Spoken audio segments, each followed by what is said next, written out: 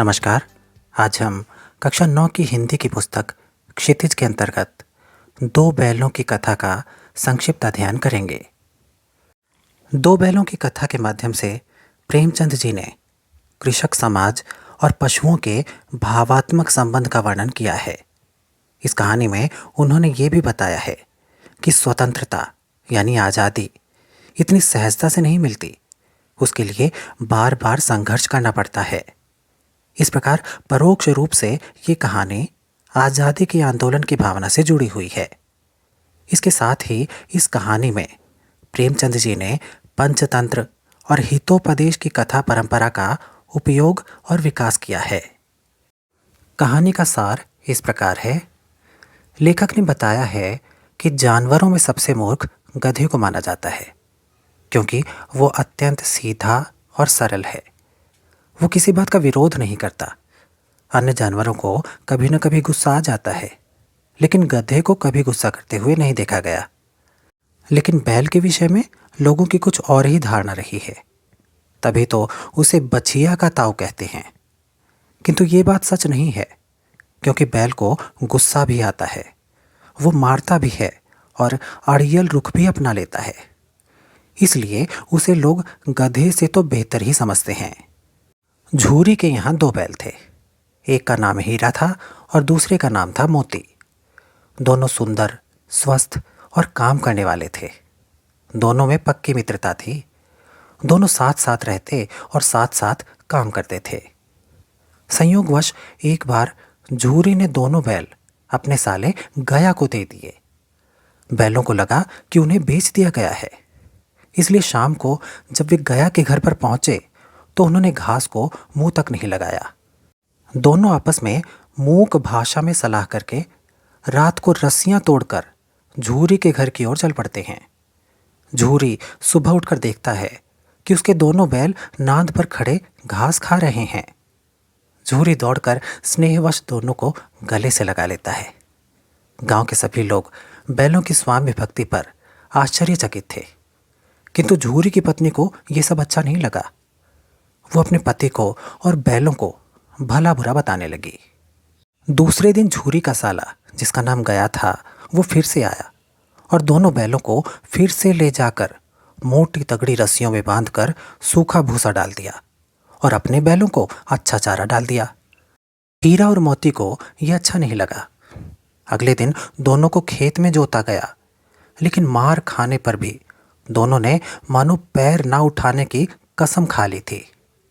अधिक मार खाने पर दोनों भाग खड़े हुए और गया ने दूसरे लोगों की सहायता से उनको पकड़ा और घर ले जाकर फिर मोटी रस्सियों में बांध दिया तथा फिर वही सूखा भूसा डाल दिया। इस प्रकार दोनों बैल दिन भर परिश्रम करते और मार खाते और शाम के समय सूखा भूसा खाते। एक दिन गया की लड़की को इन दोनों पर दया आ गई और उसने इन दोनों को खोल दिया और फिर शोर मचा दिया कि बैल भाग गए हैं। गया हड़बड़ाकर बाहर भागा और गांव वालों की सहायता के लिए चिल्लाया, लेकिन बैल भाग चुके थे। दोनों बैल भागते भागते अपना रास्ता भूल गए। अब वे भूख से बेहाल थे, लेकिन पास ही मटर का खेत देखकर उसमें चरने लगे और फिर खेलने लगे।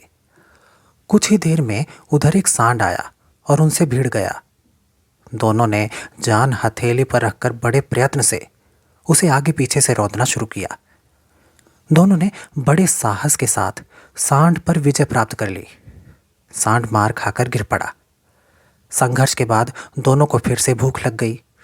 सामने मटर का खेत देखकर उसमें फिर से चढ़ने लगे, लेकिन थोड़ी देर में खेत के जो रखवाले थे उन्होंने उन दोनों को पकड़कर कांजी हाउस में बंद करा दिया। कांजी हाउस में भी उनसे अच्छा व्यवहार नहीं किया गया। उन्हें रात भर किसी प्रकार का भोजन नहीं दिया गया। वे भूख के मारे मरे जा रहे थे।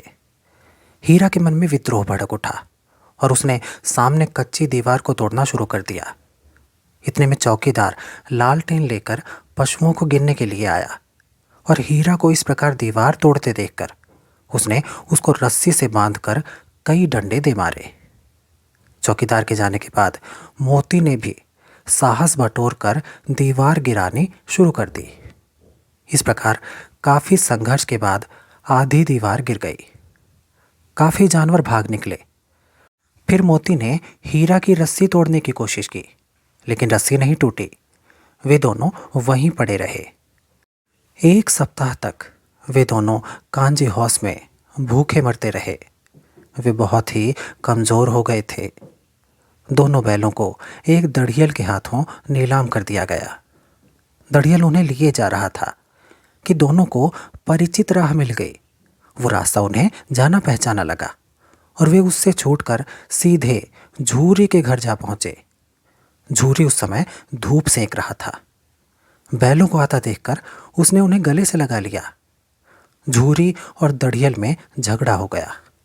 दोनों में काफी बहसबाजी हुई और हीरा और मोती भी उस झगड़े में कूद पड़े और आखिरकार दड़ियल को वहां से भागना पड़ा। अब दोनों बैलों को फिर से वही स्नेह मिल गया। झूरे ने उनकी पीठ सहलाई और मालकिन ने उनका माथा चूम लिया। दोनों बैलों को अच्छा चारा दिया गया। वे दोनों अब सुखद अनुभव कर रहे थे। हीरा और मोती की ये कहानी आपको कैसी लगी? नीचे कमेंट करके ज़रूर बताएं।